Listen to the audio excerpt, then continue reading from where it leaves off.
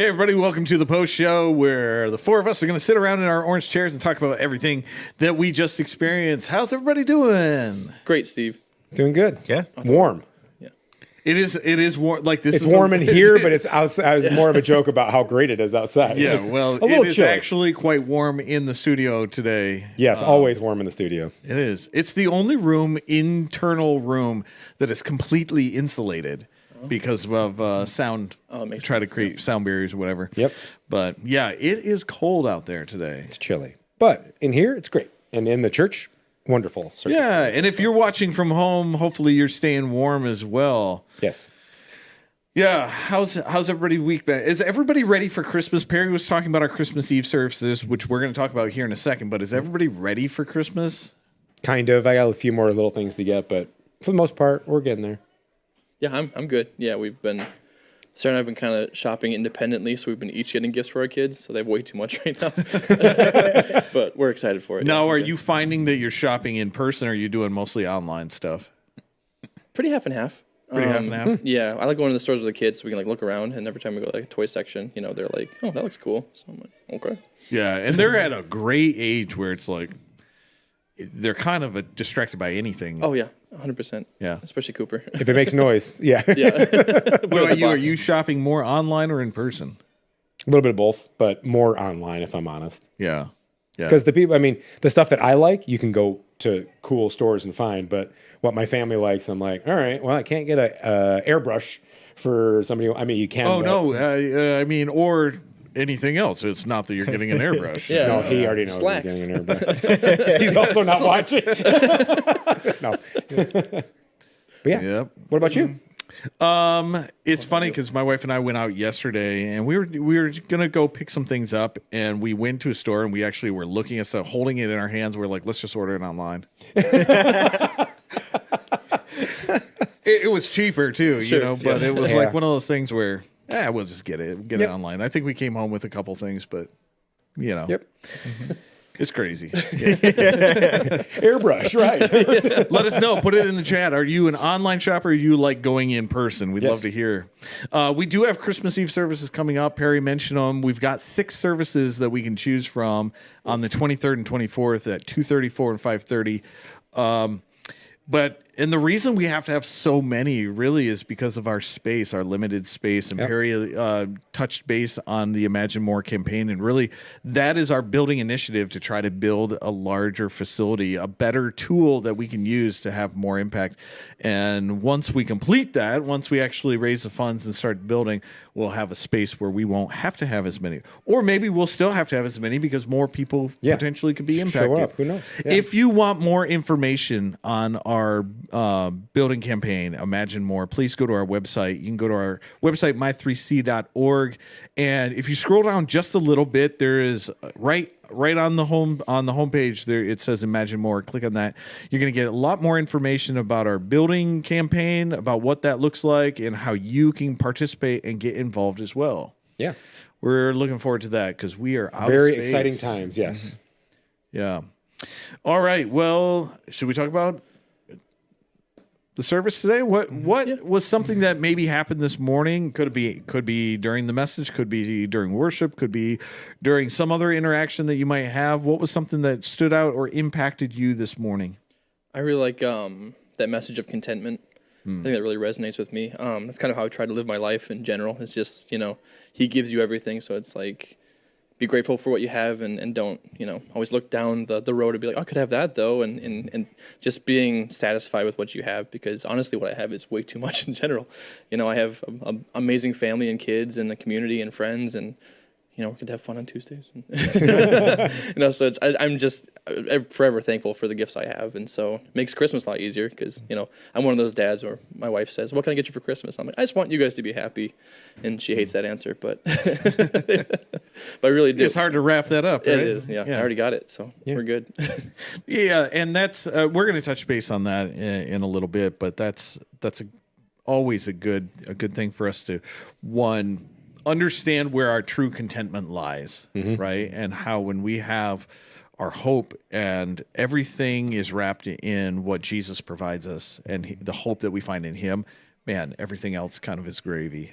Yeah. And I think we really address that even with some of the songs that we have. This message all about hope. Yeah. And we addressed that with a couple of the songs. The Hope Was Born This Night. That idea that, man, the reason why we can have hope when things are desperate, the reason why we can have hope when the world seems to be falling apart, is because Jesus came. And that's exactly the type of season that we're talking about. That moment when God sent his son down to be able to come for us was absolutely amazing. Yeah, yeah. It's almost like the song was specifically Exactly. chosen. Yeah, you know? specifically. I for find that hard to believe. The music definitely stood out to me today. It's one of those, I like non-traditional Christmas songs because I've heard them so many times growing up, and I'm like, I always like getting new songs that still have that Christmas spirit, but it's not, it's in a different, mode of hearing versus just your typical carols that I hear over and over and over again. So that kind of set the stage for me. I was like, cool, we got some new songs that I haven't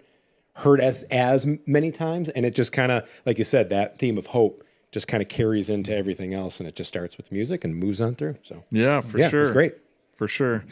Yeah, and that's really the desire that we have here at Connections is we have stripped out so much of the fluff of our service. Like we realize we have limited time, right? We have about 60 minutes max, and especially with our turnover time only being 20 minutes between services, we have 60 minutes that we have to try to maximize every minute of that. And we have stripped, like, we don't pass an offering play, we don't stand up and do announcement time, we don't do handshake time. Like, there's a lot of churches that have these other elements, and we've removed those because we're like, what's the really the meat and potatoes of what we have to get to, and that's worship, and that sets us up, that stirs our hearts, that prepares us for when we open God's word and he can move in us. And so we have worship, and then we have the sermon, and then if we have time, we do a quick little wrap up where we tie it back to the mission of why we exist. Why are we here? What are we doing? And that's it. Like that is the entire service. So No muss, no fuss. But I also like that it's very focused. When you show up here, you know why we're here. We're here to worship, we're here to learn, and we're here to form relationships. And those handshaking and other things, that happens outside of church, and that's what we're supposed to do as a church family, is kind of come together. So I love that. yeah, we're hoping, and that's one of the reasons why we created the post show, is because we know our online audience misses out on some of those interactions that you get with people right after the service, and this is our opportunity to hopefully interact with you guys. Hopefully you're talking, you're putting it in the chat, and that you guys are interacting with us. But this is our opportunity for you to get to know us a little bit better, but also to continue the conversation as we exit out. All right, so Dave's message this morning, a lot of it was about desperate prayers, right? And Rats. No, I'm just kidding. oh my goodness, yeah. What an opener, huh? Yeah, horrifying story to start, but then it does carry in. I'm like, where's he going with this? But as usual, Dave lands that ship. That's right. And we You don't land a ship. It's one of those days. I'm sorry. that'd be crazy. Yeah, I guess you could land a ship. It's just not good. not Sorry, Steve. easily. Yep. All right. So a couple of the points that Dave was talking about is, God answers us in our desperate prayers, and it got me thinking, like, and maybe there's the opportunity for you guys to share, because I know one of the best ways for us to continue the dialogue of the topics that Dave talks about, the truths that God has for us, is to relate it to times where we have struggled and we have overcome and we've kind of experienced some of that.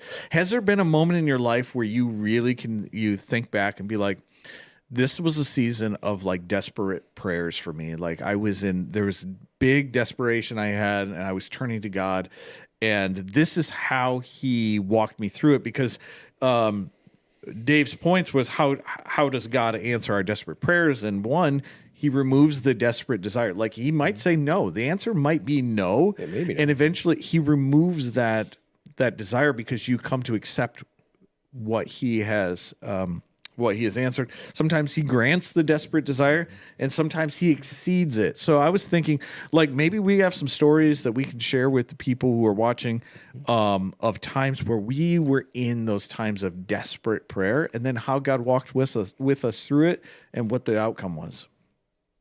I mean, I've said it before, and I hate to sound like a broken record, but when my previous job announced on a Friday that we were going to be closing this office, and we didn't know if we were going to have a job where they were going, and they didn't tell us where those spots could be. There was 3 potential places, and it was like, we don't know where your job's going yet. I'm like, you kind of have to, I think, but whatever. So it was one of those. It was months of prayer and worry about what am I going to do, where am I going to go, and What were the options that they were giving you? Georgia, Texas, and Arizona. Although they said Arizona was most likely not a place. So, but those were the 3 possibilities, and I was like, Texas. I don't know. It's one of those. It just wasn't right. My kids were of the age where they were about to go through middle school and high school, and I was like, don't want to move them. There's all these things that are here, my church, my family, and everything, and it was very scary. But at the same time, this is one of those moments where God exceeded everything, because where I'm at now, I wouldn't have had the same experience work-wise at my previous job. And this has opened up so many new avenues, different things, different people, different things that I'm doing. So it's just one of those where God exceeded what I hoped for. Yeah. How did you find that affecting your prayer life during that experience? Oh, constant. Like you're constant. I would love to say that I pray all the time, like 24, but that's one of those where like morning, noon, and night, I was like, dear, I need your help. I need you to guide me where I need to go. I should be doing that still to this day. I know I don't as much as I should, but it definitely impacts your prayer life. When you're desperate, you'll go. I mean, think of when you hear people like desperate times call for desperate measures. Unfortunately, that falls in our humanistic prayer side too, at least for me. It is an unfortunate thing that we a cycle that we find ourselves in is when we're in those seasons where everything feels very hopeless. Our prayer life elevates. Yeah. And it's when we find ourselves in those seasons of blessing, of how do we continue to maintain a prayer life that is the same. Yep. So that's one of the encouragements that we can give you is, man, wherever you are in that cycle of ups and downs, is continue to work on building a healthy prayer life. Yep. I know for me, when I think of those desperate times, I was in an accident when I was a bus driver. I was found unconscious underneath a bus. They guessed I was laying there for about 40 minutes or so before someone found me. Don't remember the day at all. But when I woke up, I was like repeating myself and had a lot of issues with that. And so I had panic attacks and PTSD and insomnia after that for a long time, and vertigo for about 2 months. And they let me drive again, which I thought was way too soon. After having vertigo, you don't want to drive a bunch of kids around. But Yeah. that was years ago. Anywho, but I remember at that time it was rough. And anytime I thought about it, it would like freak me out. And I still have panic attacks from here and there from time to time. But I remember at the time, my prayer was, please take it away from me. I don't want any of this. Like, heal me, get rid of it. And he didn't for a long time. I mean, it was probably like a year or so of therapy and dealing with it and going through it where nothing changed. I mean, it was just like it kept happening, and I got techniques to deal with it. And it was just one of those things where I kind of came to a point where I was like, I'm not going to get fully better from this. It's just not, because I've had multiple concussions in the past. And it was just one of those things where he gave it to me, and he says, this is what you're going to deal with and how you can, tell your story, relate to people. And I have way more of a heart now, obviously, for people going through the same thing or having mental issues. And so it's just, I mean, you never know looking at me, just how dorky and happy and fun I am all the time. That I not that I try to bury it at all, but I'm very honest with who I am. But I think it's just one of those things where,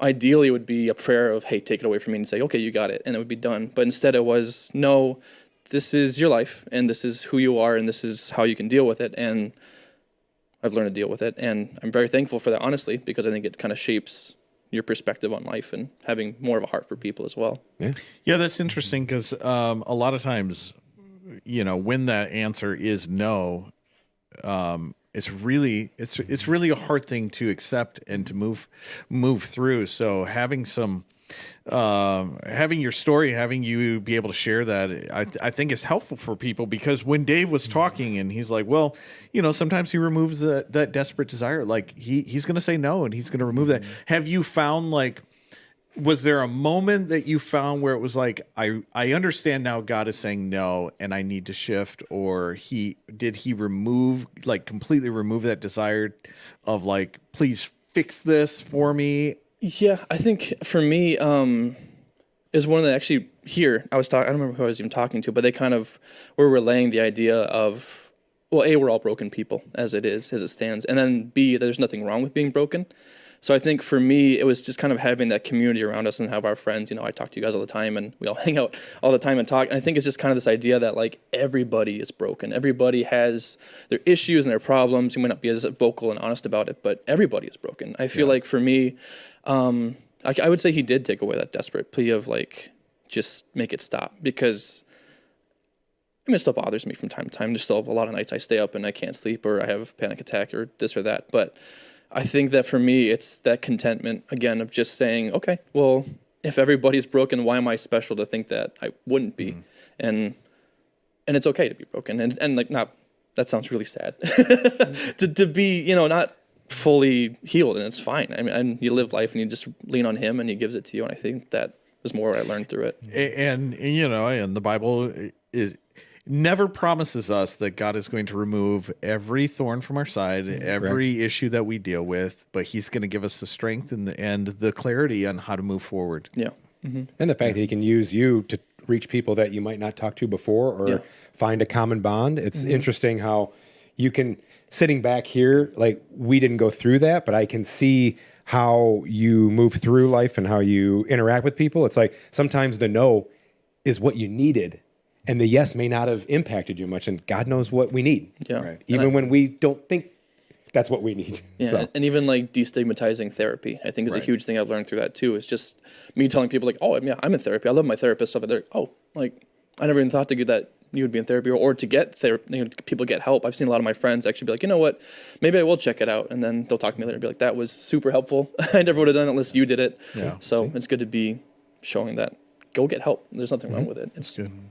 Well, we are just about out of time, but we would love to hear your stories. If you have a story that you want to tell us of how in your desperate times you cried out to God, how he has either worked through that to remove the desperate desire, how he has blessed you through that, or how he has exceeded. We would love to hear your story. Put it down in the comments below. Thank you for joining us on this Sunday. We are thrilled that you join us every single week. Continue to stay tuned to everything that we do here and join us for our Christmas Eve services. Guys, we just want you to know that here at Connections, we love you, but more importantly, Jesus loves you, and we'll see you next time.